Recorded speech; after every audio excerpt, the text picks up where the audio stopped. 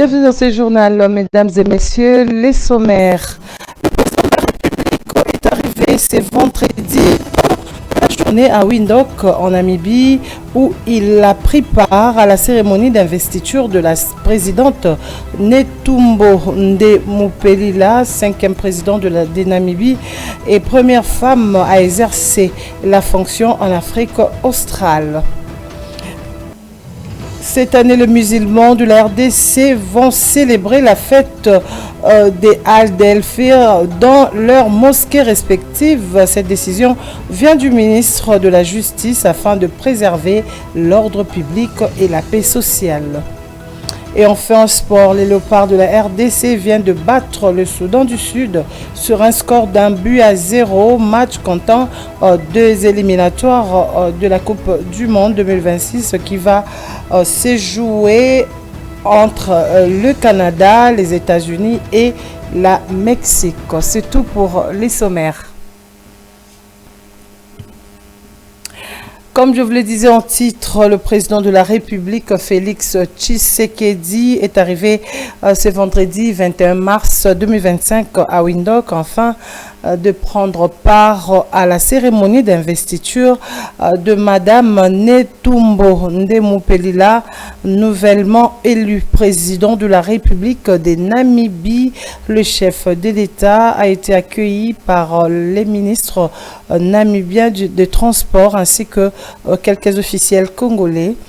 Félix Tshisekedi a pris part à cette cérémonie au palais présidentiel de Windhoek à l'installation officielle de celle désormais 5e président des Namibie et première femme à exercer cette fonction dans ces pays d'Afrique australe. Et au Sénat, la situation sécuritaire à l'est de la République démocratique du Congo était au centre, était parmi les points inscrits à l'ordre du jour de la plénière de ce vendredi. Le rapporteur adjoint de la Chambre haute du Parlement fait le point au micro de Christian Sakanan. La première plénière après celle de l'ouverture, qui n'avait qu'un seul point. Aujourd'hui, c'était une journée très chargée en activités parlementaires. Le président a daigné d'abord recevoir les groupes provinciaux de l'Ituri, du Nord Kivu, du Sud Kivu, du Maniema et de Tanganyika pour qu'ensemble nous puissions réfléchir sur la situation sécuritaire présentement dans ces différentes entités. Et nous avons eu un échange très riche et approfondi et qui a conduit à ce que la commission défense et sécurité du Sénat puisse se mettre à l'œuvre afin d'inviter à ces séances les différents ministres concernés, notamment celui de la défense, de l'intérieur, des affaires étrangères, de la justice, du budget et des finances, pour qu'ensemble nous puissions voir qu'est-ce qui va et qu'est-ce qui ne va pas. Pourquoi nous sommes en train de perdre autant de territoires et pourtant le Congo, notre pays, a une armée forte et nous voulons comprendre après toutes ces audiences là où les choses sont en train de ne pas bien marcher afin que le Sénat de la République puisse amener le plaidoyer auprès du chef de l'État pour qu'enfin on puisse améliorer l'état de la situation pour permettre à ce que nous puissions sortir de cette situation d'insécurité.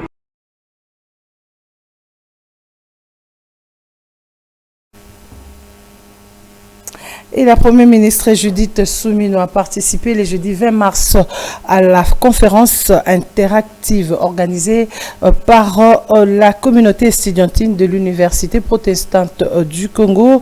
Une rencontre initiée dans le cadre des activités du mois de mars consacrées à la défense des droits de la femme. Images et commentaires.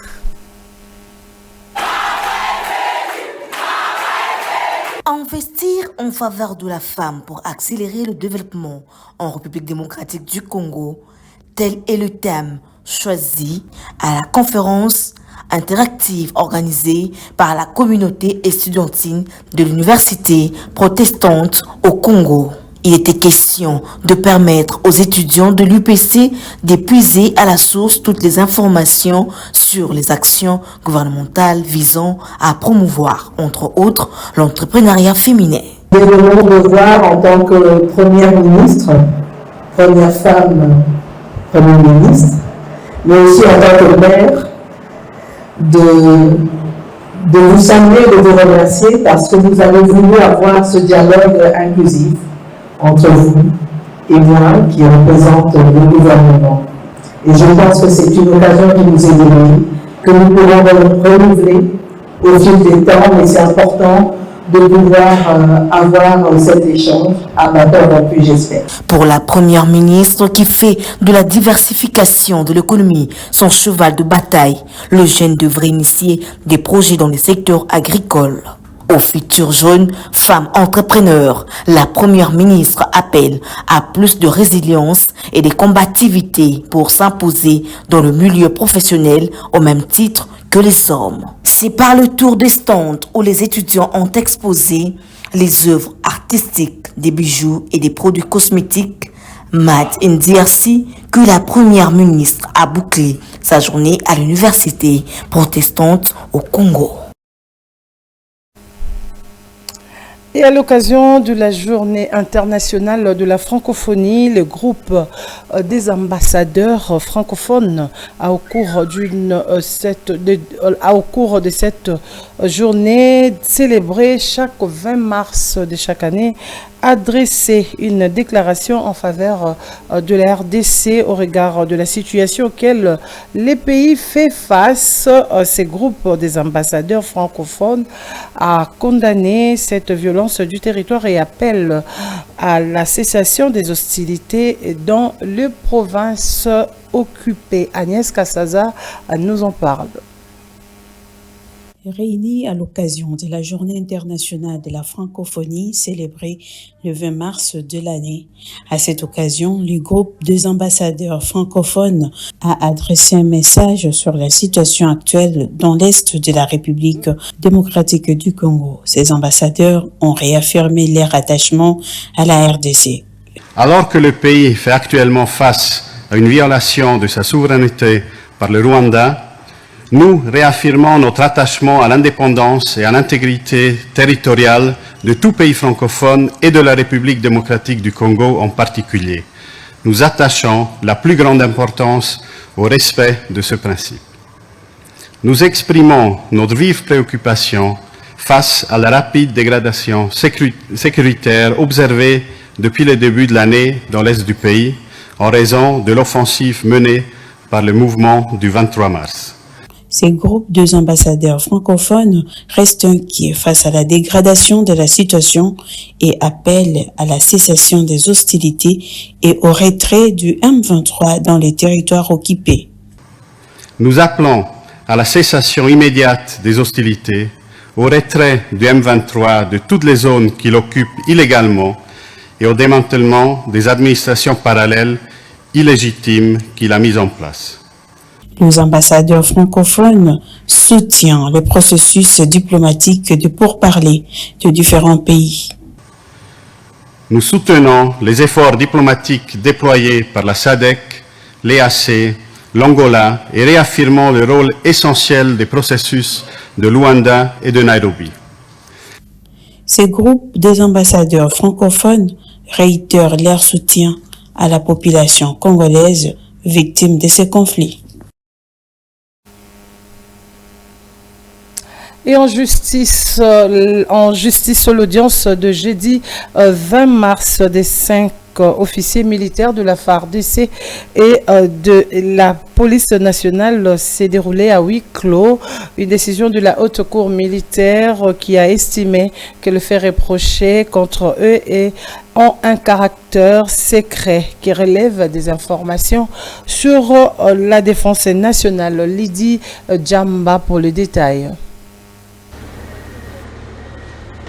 Ils sont 5 officiers supérieurs de FARDC et police nationale congolaise qui se sont présentés devant la haute cour militaire dans la salle d'audience du palais de la justice de Kinshasa. À l'audience de ces jours, juste après la lecture des faits à charge de prévenir par les greffiers leur présentation et celle des avocats sur demande du ministère public et des avocats de la défense. La Cour a décrété en huis clos.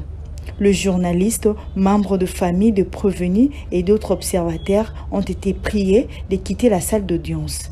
Il y a donc nécessité de préserver le caractère secret de ces informations et de maintenir l'ordre, le moral et la discipline des troupes engagées dans les opérations militaires en cours et le respect dû à l'autorité supérieure, ce qui est conforme à l'ordre public militaire.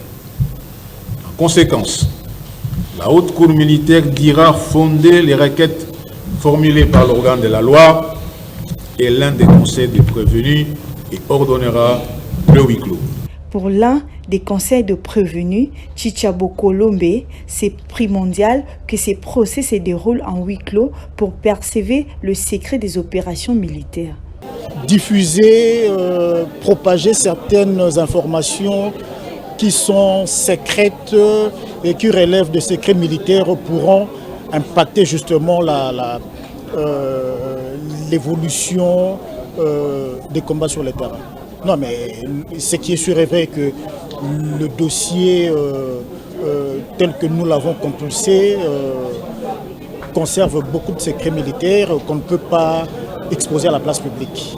Les prochaines étapes de l'audience devraient permettre de clarifier le rôle de prévenir dans le contexte actuel du conflit, tout en percevant la confidentialité des informations sensibles.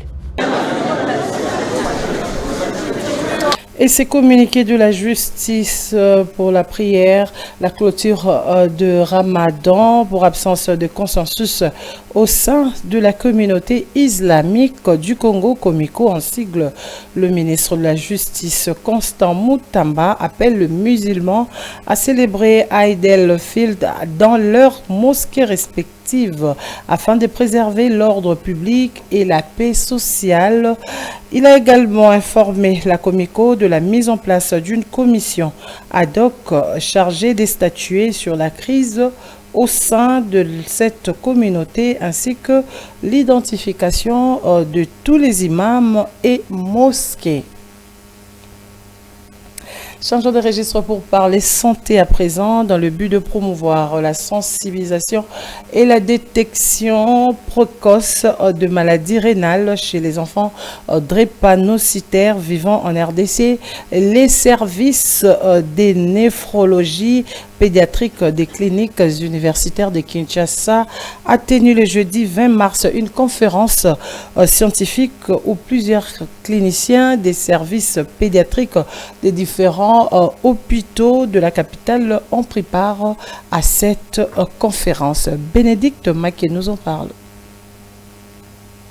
Sous le thème de cette année, comment vont vos reins? Ces questionnements invitent chacun à prendre conscience de l'importance des dépistages et de la prévention de maladies rénales qui constituent une véritable menace pour la santé. À l'occasion de la commémoration de la Journée mondiale du rein, célébrée le 2e jeudi de chaque année, le service des néphrologies pédiatriques des cliniques universitaires de Kinshasa a organisé une conférence scientifique afin de sensibiliser les cliniciens de première ligne à intégrer les soins de routine, les dépistages chez les patients drépanocytaires, particulièrement les enfants. Présent à cette conférence scientifique, le docteur Léopold Nzambi Pungu, représentant du programme national de lutte contre la drépanocytose, a classé cette maladie dans la catégorie d'un sérieux problème de santé publique. Cette maladie génétique est la plus répandue dans le monde et constitue un problème important et prioritaire dans notre pays, qui avec une population estimée à 122 511 000 habitants en 2024, compte 25 à 30% de la population sous la forme hétérozygote AS et 2 à 3% de nouveaux-nés homozygote SS. Le président de la Société congolaise de néphrologie a appelé au dépistage vu la discrétion de maladies des reins. Ces maladies, comme on le sait, elles ont une prévalence très marquées dans la population et elles se caractérisent par leur caractère discrète. Donc, tu peux souffrir de maladies des reins et tu ne sens rien et tu ne sais rien. Pour le prof Dr Agathe Koï, ce n'est pas tous les enfants drépanocytaires qui ont des atteintes rénales, même si lors du premier dépistage, les bilans étaient négatifs. Il faut répéter les analyses après 3 mois. Il faut noter que cette journée a été instituée en 2006 par la Société internationale de néphrologie et la Fondation mondiale du rein pour sensibiliser la population à procéder à la détection de cette maladie.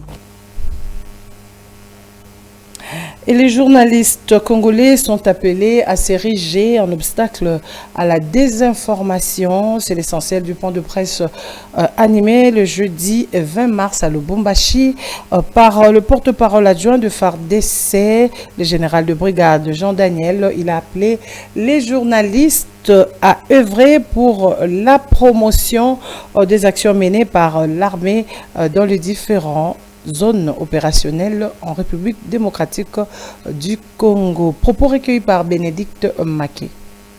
La presse a un rôle majeur à jouer parce que dans la manipulation, dans les rumeurs et dans les fausses informations, bien des informations faussées que l'ennemi est en train de distiller, malheureusement, ces messages sont relayés par des médias inféodés, parrainés ou bien engagés. Alors ici, c'est un problème national. Ce que nous vous demandons, vous, de la presse, c'est de ne pas relayer des fausses informations. Vous connaissez des sources. Si vous avez besoin des informations fiables, vraies, vérifiées, actualisées, d'abord pour les CIFA, si vous avez besoin des informations sur les forces armées, vous allez y entrer et vous allez trouver tout ce que vous recherchez. Et à Kalsumbalesa, dans la province du Haut-Katanga, les conducteurs de motos dénoncent l'introduction d'une redevance réservée à la Commission nationale des préventions routières qui justifie la hausse de prix d'achat d'une moto qui est passée des $1,070 américains à $1,150, voire $1,300 américains. Comment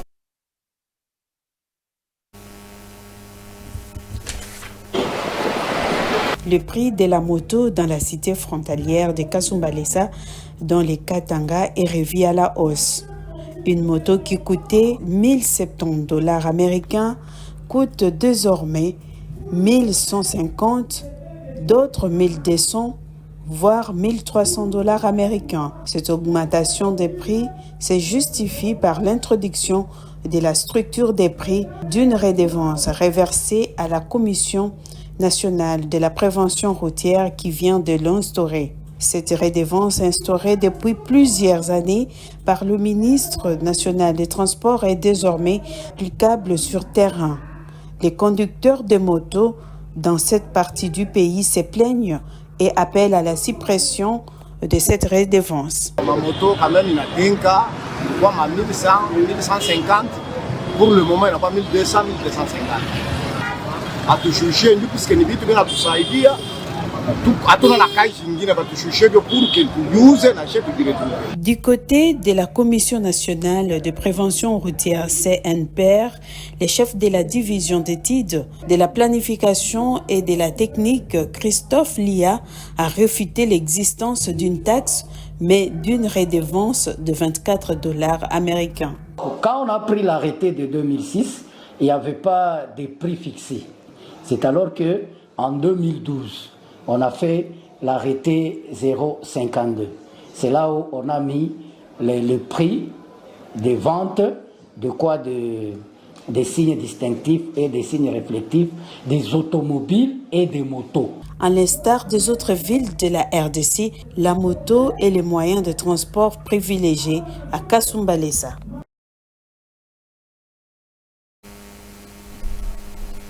Et pour finir en sport, la République démocratique du Congo s'est imposée ce vendredi 21 mars 2025 au stade de Martyrs de Kinshasa face au Soudan du Sud sur un score de 1-0 en match comptant pour la 5e journée des éliminatoires de la Coupe du Monde 2026 grâce à un magnifique but d'Théo Bongonda inscrit à la 45 plus 3 minutes. Dès le début de la rencontre, les Congolais ont dominé les jeux, notamment grâce à une ligne médiane solide composée de Mutusami, Piquel et Bongonda. Ces derniers d'une subtile percée à la Messi plutôt, a ouvert les scores d'un tir précis pour donner l'avantage aux Léopards avant la pause. Avec cette victoire, la RDC prend provisoirement la tête de son groupe avec 10 points. Le prochain match de Congolais se déroulera le 25 mars prochain contre la Mauritanie à l'extérieur du pays. Voilà, c'est par ici que nous mettons fin à ces journaux. Mesdames et messieurs, le rappel des titres. Le président de la République est arrivé ce vendredi dans la journée à Windhoek, en Namibie, où il a pris part à la cérémonie d'investiture de la présidente Netumbo Ndemupelila, 5e président de Namibie et première femme à exercer la fonction en Afrique australe.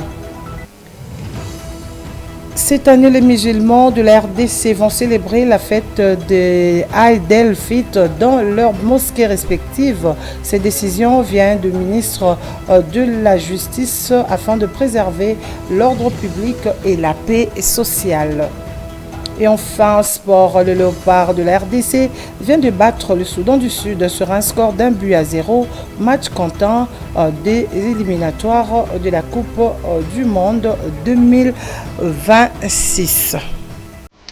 Voilà, c'est par ici que nous mettons fin à ces journaux. Mesdames et messieurs, merci de l'avoir suivi et bonne suite de programme sur votre télévision, la RTVL.